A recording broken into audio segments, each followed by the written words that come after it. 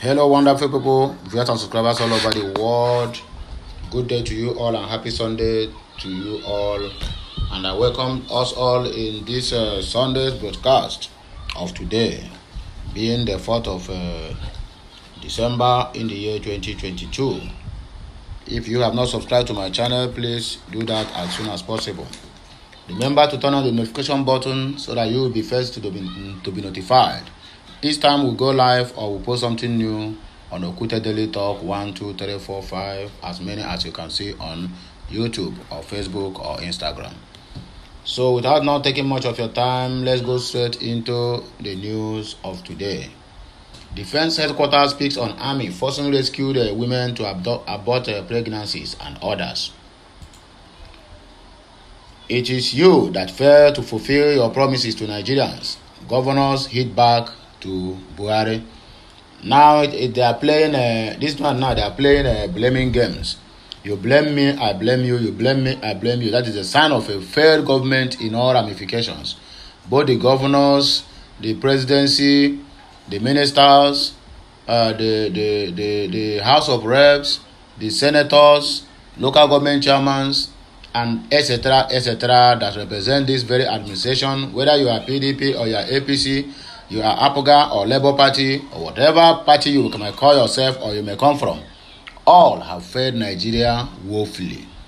So instead of you people to accept your blames, accept your mistakes, accept that you have failed, now you people are playing a hanky-panky game. You blame me, I blame you. And how can that help the poor masses? How can that revive the economy of the country? How can that put food on the table of a poor man or a poor woman or a poor family who can barely go to the farm because of insecurity? This is it's heartbreaking, and it really pains me each time I remember all this news. It really pains me each time I remember such a thing exists in our own country.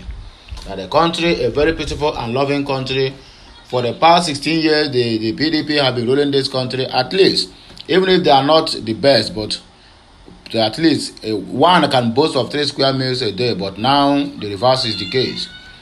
Yet, they keep on boasting, going up and down, campaigning through all this, their never do well spokesman or be spokesperson, saying all manner of things that this current administration have done well, whereby they have failed. And they have failed Nigerians. They failed Nigerians in every part, in every sector. In every sector, they failed Nigerians. Economic, otherwise, security, otherwise, infrastructure, inflation, poverty, hunger. Everything you can think of. This administration have really done well. They have really done well in dealing with Nigerians. That's exactly what I mean. Not that I'm supporting this very administration, because they have not contributed anything to the development of this country. Rather than they have brought country backwards like 60 years back since taking over just ordinary 8 years, and they're still warming up to go back again to continue from where they start, which is very, very, very bad. Very, very bad. And it will be a shameful thing that if Nigerians allow this to happen again, if Nigerians should allow this current administration APC to come into power coming 2023, then every family be ready to just pack your bag and baggages and leave the country, because the country will be more worse than as it was now.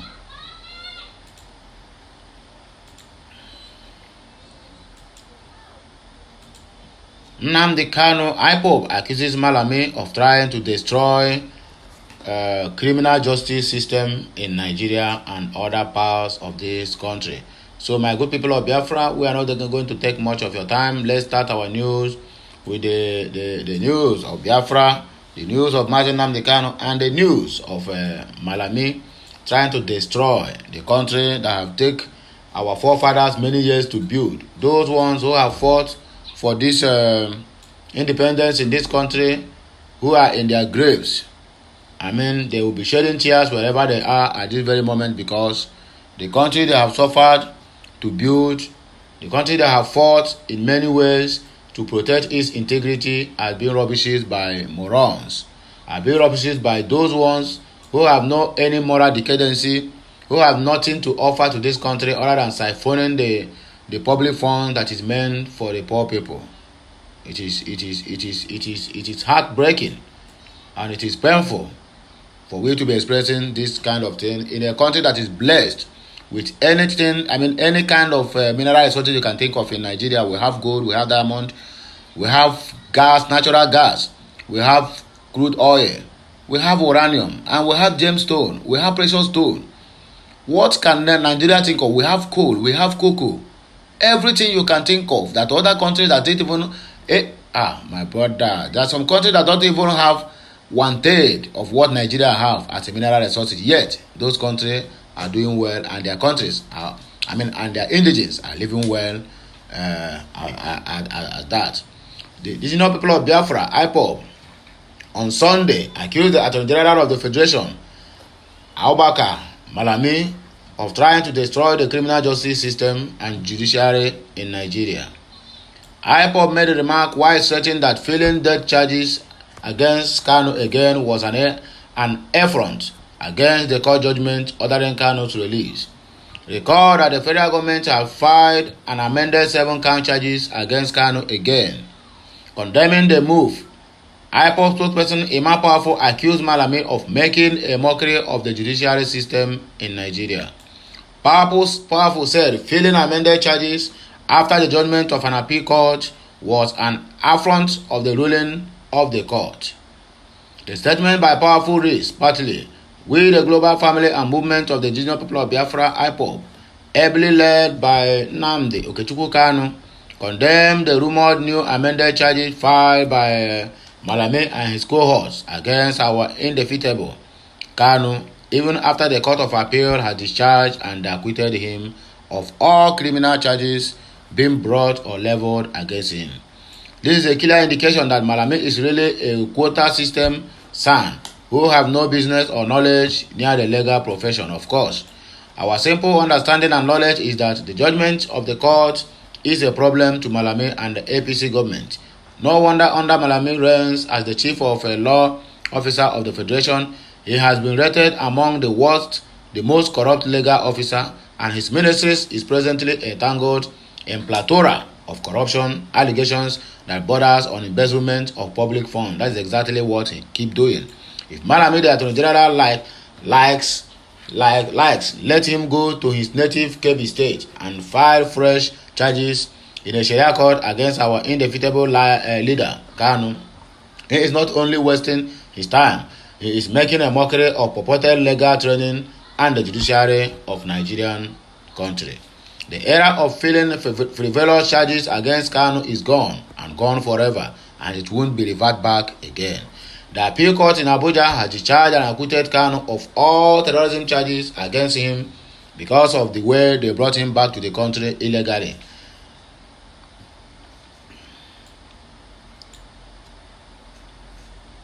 Despite the court order, the Nigerian government refused to release the Ipob leader. Kanu has been locked up since last year when he was arrested and abducted and kidnapped in Kenya and repatriated to Nigeria. Following his arrest, the Nigerian government have arraigned him before an Abuja Federal High Court, which the court don't have any jurisdiction to try Mazi Nnamdi Kanu, and that was the reason why they have to end up in appeal court. And an appeal court, as God may have it, Nnamdi Kanu was discharged and acquitted of all terrorism charges. Yet, the federal government, the cabals, and those ones who think that this country belongs to them, that no one can do anything except only them, refuse to let him go. They are just playing with volcano, because when this volcano will erupt, and I hope they will be in this country to face the consequences, because why they are all doing this is simply because they are not from this country. Very soon, all of them will pack their bag and baggages and go back to where they came from.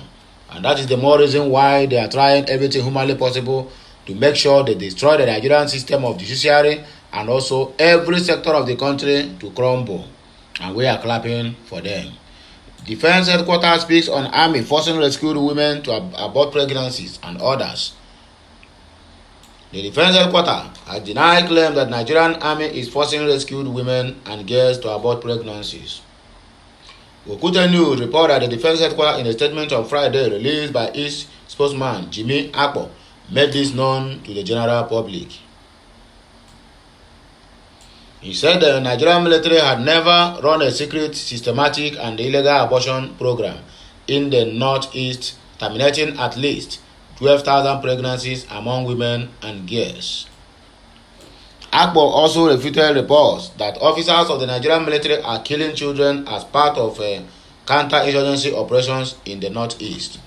He said the statement was in response to a letter by an international news agency, Reuters, to the defense headquarters that it is working on a series of stories on the actions of Nigerian military during the 13-year war against terrorists in the region. The statement reads, to them, Reuters, they were committed to producing an accurate, fair and complete report. Hence, their request to arrange a time to discuss before they are reporting the supposed stories were purported to focus on two specific areas. First, the supposed military-run program of forced abortions performed on women and girls who were held captives and impregnated by Islamist militants. And second, a supposed killing of children by the military as part of counter-insurgency operations. The Reuters report also alleged that since 2013, Nigeria's military had run a secret, systematic and illegal abortion program in the country's northeast, terminating at least 12,000 pregnancies among women and girls. That many children were shot, poisoned, suffocated, or run down by vehicles in army-led actions.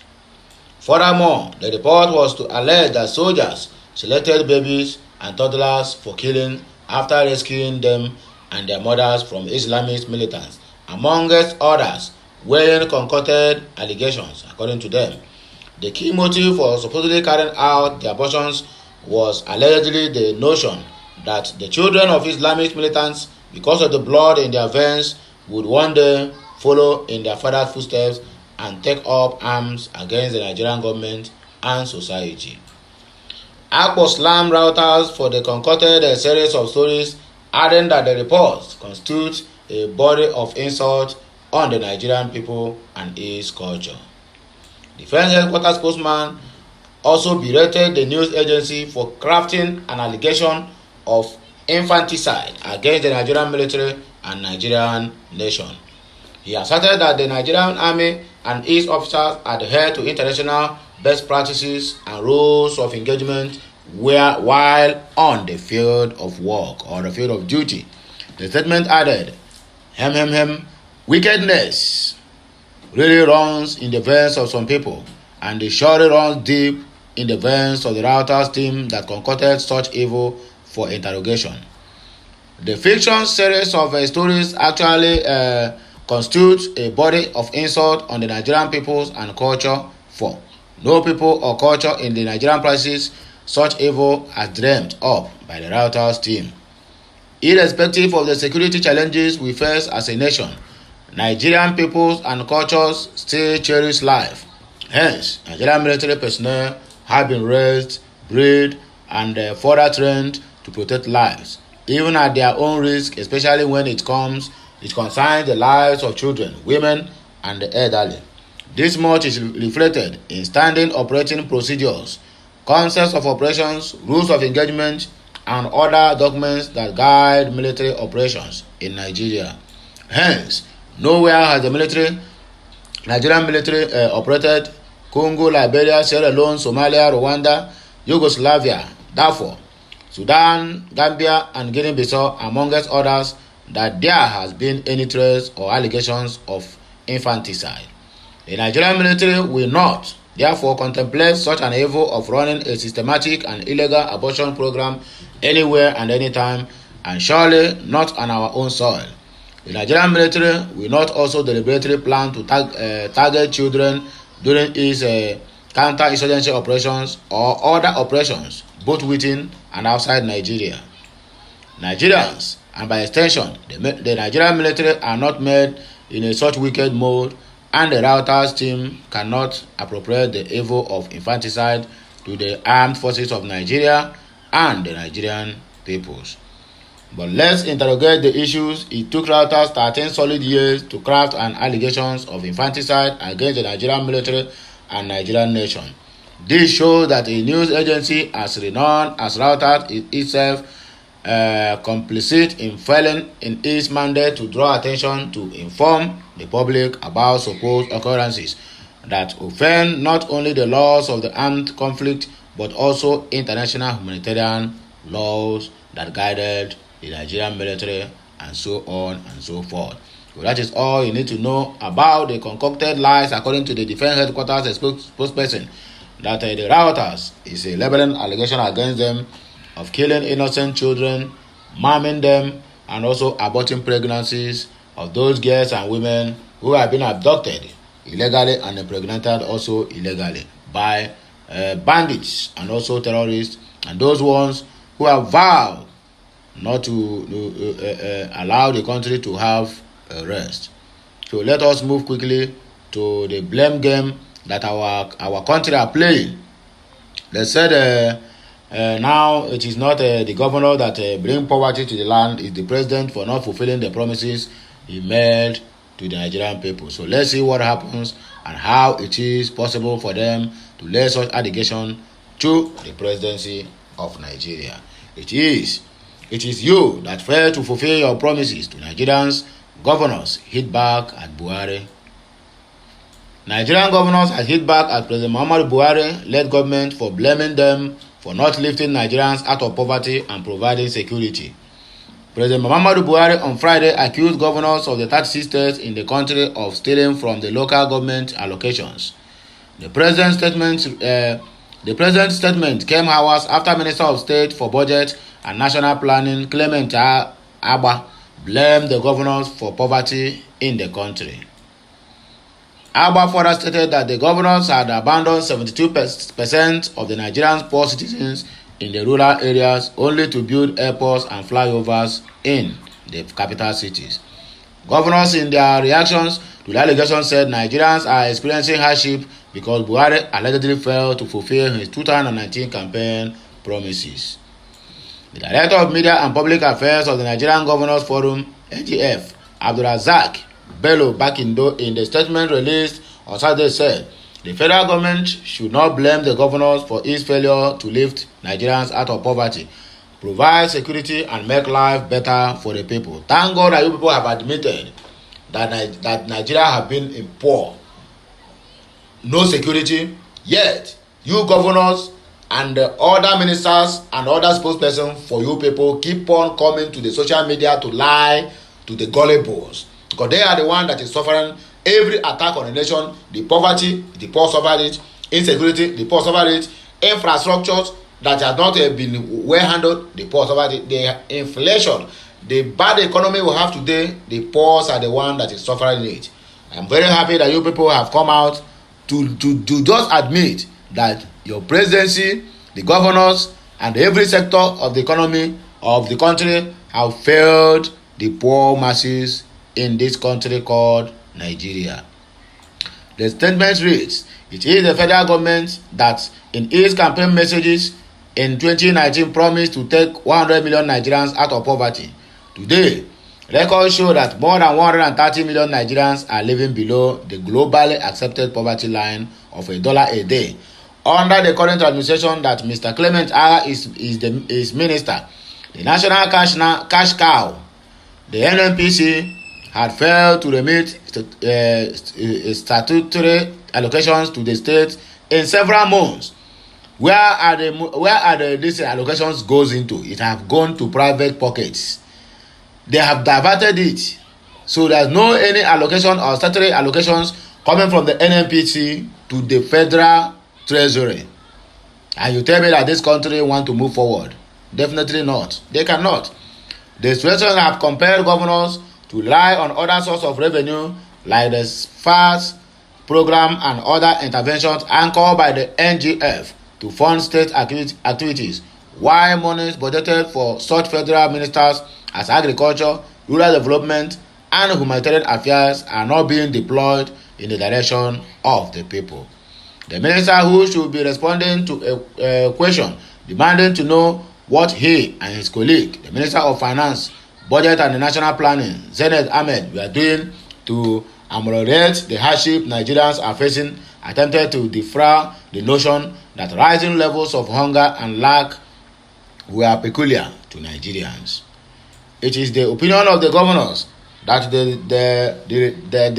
dereliction that the minister is talking about lies, strictly speaking, at the doorstep of the federal government which he represents. In this scenario, first and foremost, the primary duty of any government is to ensure the security of lives and property, without which no sensible human activity takes place. But the federal government, which is responsible for the security of lives and property, has been unable to fulfill this covenant with the people, thus allowing bandits, insurgents, and kidnappers to turn the country into a killing field, maiming and abducting people in schools, marketplaces, and even on their farmlands and in churches and mosques. This dereliction of duty from the center is the main reason why people have been unable to engage in regular agrarian activity and in commerce. Today, rural areas are insecure, markets are unsafe, shortage of travel is improbable, and life of the common people generally is harsh and brutish. The question is, how can a defenseless rural population maintain a sustainable lifestyle of peace and harmony when their lives are cut prematurely and they wallow permanently in danger? How does a minister whose government has been unable to ensure security, law, and order have the temerity to blame governors? According to him, two states, Edo and Akwa Ibom, had promptly responded to the vituperations of the minister. According to Akwa Ibom State, what determines poverty and unemployment in a country is its economic policy, which is set normally by the central government nationally. Akwa Ibom insists that the federal government cannot abdicate its responsibility by blaming states and goes further to ask, albeit theoretically, how economic policies in a state drive the dollar, which determines almost every aspect of our national existence. And that is all that they have to give us in this very time, that people are looking up to them for what they can do to better the lives of every human being in Nigeria, instead of them to do anything or to plan, because they have no plan at all. They have nothing to offer. That is the simple truth. The only thing they can offer is just campaigning now for next election, while people are dying on their numbers on daily basis. People are being killed and maimed in their own farmlands. A lot of people have been stranded, living in IDPs with a square meal a day, simply because bandits are taking over their land. Foreigners, in that matter, are taking over their lands, taking over their farmlands, taking over their houses, and make them homeless in their own country. Tell me, what is the crime of these people? Simply because they are Nigerians. A country richly blessed with everything you can think of, don't know how to manage it. Rather, it goes into the pockets of those ones who have selected themselves to rule the country. Even when the citizens say, we don't want, they still force themselves into us and make life miserable for everyone. Where am I going to start and where am I going to end? The problem we are having in Nigeria is just a secular, just a few group of people have hold the country hostage for decades, doing what they want, looting our funds. They keep dying. When they die, you find out that they have almost looted half of the country. It is easier for them to go to Kenya and kidnap Mazi Nnamdi Kanu than what happened to Alison Disani, who squandered the NDDC. I mean, they made him